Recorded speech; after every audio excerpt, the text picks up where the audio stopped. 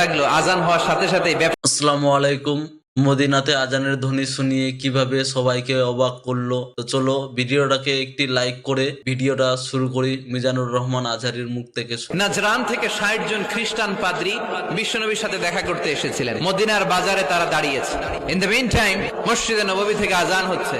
সুমধুর আজানের ধ্বনি শুনে তারা থমকে দাঁড়িয়েছে। বাজারে দেখতে লাগলো আজান হওয়ার সাথে সাথে ব্যবসায়ীরা দৌড় মসজিদে। স্বর্ণের দোকানদার স্বর্ণটন্য রাইখা নামাজে দৌড়। সুবহানাল্লাহ কইতে পারলেন না? এই দৃশ্য দেখে খ্রিস্টানরা অবাক, কয় থাক আর দেখা করার দরকার নাই। কিভাবে মুহাম্মদ সাল্লাল্লাহু আলাইহি ওয়াসাল্লাম গোটা বিশ্ব কবজায় এনেছে এই দৃশ্যই দেখে আমরা বুঝতে পেরেছি।